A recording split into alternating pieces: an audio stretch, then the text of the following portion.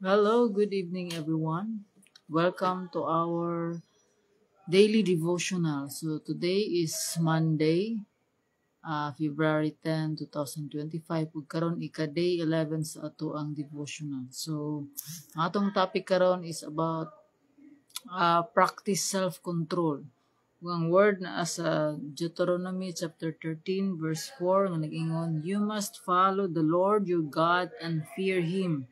You must keep His commands and listen to His voice. You must worship Him and remain faithful to Him." So let us pray. Father God in heaven, Lord, we glorify your name. Ikaw ang among Ginoo, Lord God. Maghari ka, Lord God, sa among kinabuhi. Tabangi kami, Lord. Wala kami mahimog wala ikaw. Pasilua kami, Lord God, sa among mga kasalanan, sa among kalapasan, Lord God. Wala na kapahimot diha sa among mga ngalan. Bagawa mo nahuna, Lord God, o putli ang kasing-kasing, Lord. Aron na ngayon kami sa imong mga saad, ng imong giandam kanamo. Lord, hindi nga higayon, Lord God. Mga kami og panabang diha kanimo pun kami, Lord God, sa imong balaang espiritu, sa imong kaalam, sa imong gahom, sa imong paggiya, Lord God, nga mapadala ang imong mensahe, Lord God, nga may padayag kanamo karong gabi una about practicing self-control. Tabangan kami, Lord God, nga makahimo kami, Lord. Ani, Lord God, ug makatuman kami sa imong kapuguton. Nandungog himaya og mga pagdayeg, Lord, kanimo lamang amahan o bani kami gikan sa pagsugod sa pagtapos. Kini tanan, Lord, ang giampo ug pasalamatan sa pangalan ni Jesus. Amen. Okay,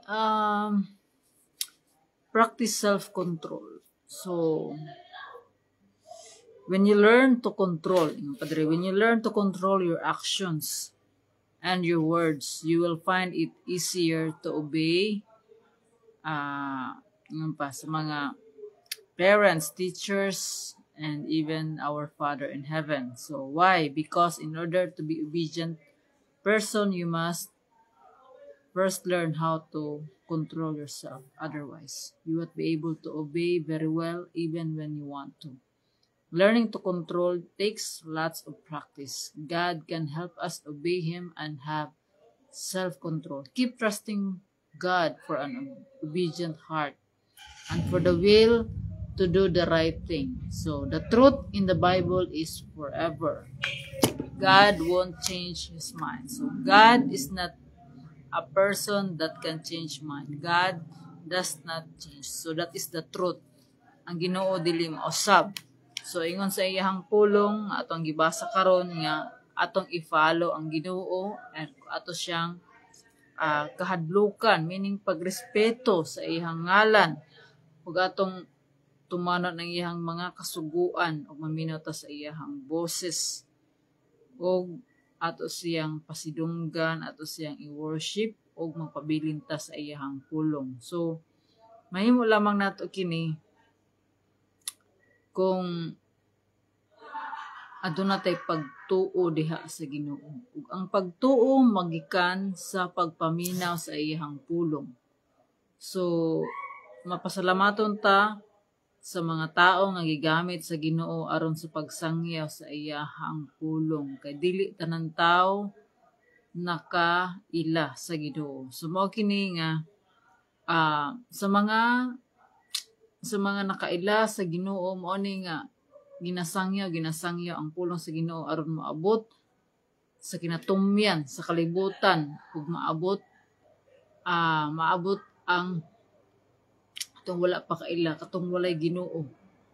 Wala na kaila diya sa tinuod ni Ginoo nga angay natong saligan. So kaning practice self-control. So kung ato ang unsa man ning self-control. Self-control is one of the fruit of the Holy Spirit. So mao ni nga kung aduna tay pagtuo sa Ginoo, ang pagtuo sa Ginoo mao nay mag-lead sa atoa to obey God. Obey God. So when we obey God, when we receive Jesus as our Lord and Savior, kay ingon sa iyang pulong, kinsa katumito og midawat sa Ginoong Hesus, tagaan niya og katungod nga mahimong anak sa Ginoo. Og those who believe in Jesus will not perish but have eternal life. And so mao ni nga the fruit of the Holy Spirit. So sa atong pagtuo diha sa Ginoo, sa atong pagdawat sa Ginoong Hesus, atong gipapuyo ang Ginoo sa atong kinabuhi. So ang gihatag sa Ginoo is ang balaang espiritu. Ug mao ni ang fruit nga naay Ginoo sa atong kinabuhi is aduna tay pagkontrol, pagpugong sa ato ang kaugalingon. So pagpugong sa atong kaugalingon, especially ibalik katong mga kinaiyan nato kaniadto nga wala pa ta diha sa Ginoo. So kato nga mga kinaiyan mapugna na nato, dili na to controlling sa ato ang kinabuhi, dili na to mo dominate sa ato ang kinabuhi, kundi aduna tay magpagpugong tungod kay ang Ginoo may maghatag kanato og magtabang kanato through the Holy Spirit nga makapugong ta sa ato ang mga dili maayo nga mga kinaiya. So kaning makapugong ta nga dili ta masuko ug dali-dali. So yun sa pulong sa Ginoo, be slow to speak, quick to listen, and slow to anger. So slow to speak, slow to get angry, and quick to listen. So but sa before pa, so balik gayud quick to speak, quick to get angry, and slow to listen. So mao na siya ang bali, ang kaniadto nga dili na iya sa Ginoo. So ang iya sa Ginoo mao kini ang slow to speak, slow to get angry, and quick to listen. So mao kini nga sa hinay-hinay, so dili man na siya nga abrupt nga change. So mo nga mangayo ta og tabang sa Ginoo to obey Him. Ingon, be slow to speak, slow to get angry. So dili na nato nga ma-practice itong kagalingon to control ourselves. So daghan og mga i-control sa itong kinabuhi, atong mga kinaiya, pati na ang atong appetite. So mao ni nga naay tay mga fasting. So man yung pag-fasting, dili lamang pagkaon ang atong i-fast, kundi katong mga butang, mga gibuhat nato, what we do nga dili makahatag og panahon sa Ginoo. So mao ni nga maningkamot ta, so dili man nga makahimo ta ani sa dali-dali, but with God nothing is impossible. So mao kini nga atong ibutang atong pagsalig diha sa Ginoo.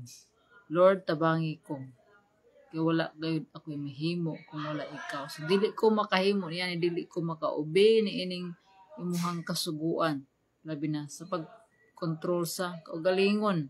So mo na pag-control sa kaugalingon nga number 1 nato i-control ang atong appetite sa pagkaon. Not all all things are permissible, but not all things are beneficial. So pwede ka mukaon bisag unsa, but adunay consequence sa atong mga gipangkaon nga sobra.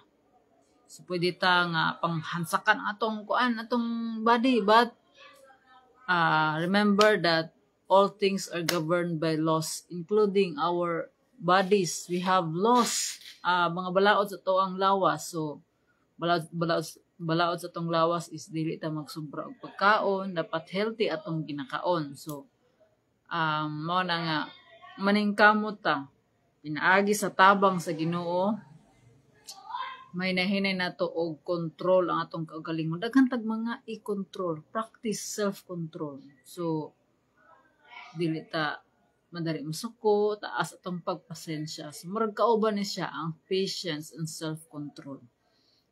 So mao kini nga atong i-practice to obey God. I-practice ang pag-obey nato diha sa Ginoo. Let's practice self-control. So usa ni siya ang self-control is usa ni siya ka ebidensya nga ang Ginoo na may nagpuyo sa ato ang kinabuhi. nag-dominate sa tuang kinabuhi is dili na ang kaaway.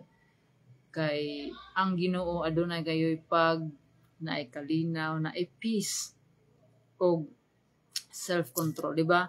The fruit of the Holy Spirit, so Galatians chapter 5, verse 22 ko to.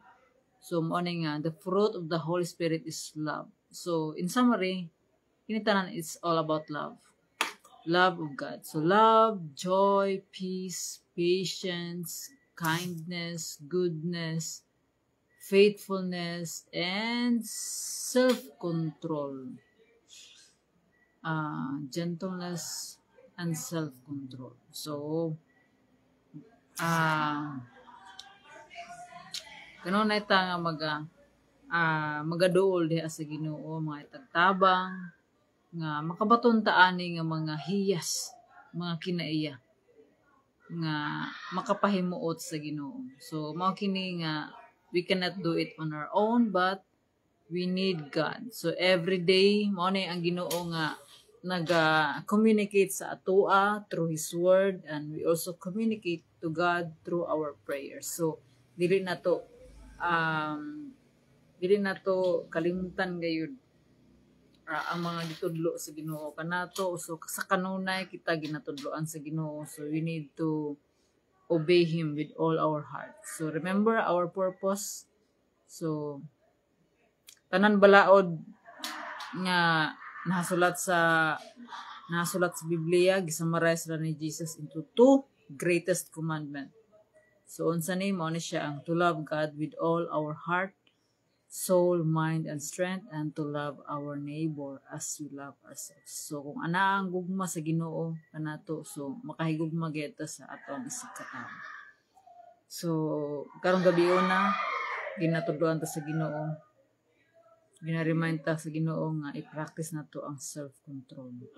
Sa bisan unsa nga mga aspeto sa ato ang kinaiya, sa ato ang siyempre kinaiya gyud na self-control. So ato ang pag-istorya, atong pag-act, self-control sa ato ang gihuna-huna. So ning tanan mahimo nato by God's grace through Jesus Christ, the Holy Spirit. So, to God be all the glory. So let us pray. Father God in heaven, Lord, akong salamat, Lord God, sa imong pulong. Nag-remind ka namo, Lord God, to practice self-control. Lord, mahimo namo kini, Lord God, with your help. Dili gyud namo kini makabot, Lord God, kung wala yun ang imong panabang. Salamat, Lord, sa imong pag-uban kanamo, Lord God, sa imong pulong, sa imong mensahe, nga imong gipadayag kanamo, Lord God, itisok kini, Lord God, sa among kasing-kasing. Lord, sa mga naminaw ni ini nga devotional, Lord God, ikaw ang Ginoo, Lord God, nga mao'y tisok ni ini nga mensahe sa ilang kinabuhi, Lord God. Palambuas sila, Lord God, sa kaning aspeto, Lord God, nga makontrol nila ilang kaugalingon nga sa ilang pagtuo diha sa Ginoo, Lord God, makahimo sila pinaagi sa imong panabang. Salamat, Lord, sa imong pag-uban kanamo karong gabi una. Dalaygon ka, Lord, sa way katapusan. Ubani kami, Lord God, sa among pagpahulay, sa among pagkatulog. Ikaw ang Ginoo, Lord God, nga maga-restore sa among panglawas, maayong panglawas, Lord God.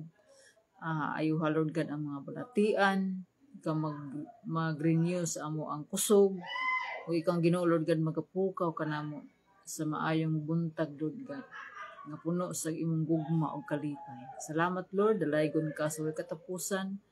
Tanang dungog himayag mga pagdayeg kanimo lamang Amahan nga naa sa langit, kining tanan, Lord, among giampo gipasalamatan sa pangalan ni Jesus. Amen. Again, may gabi. Good night. God bless and see you tomorrow. Bye.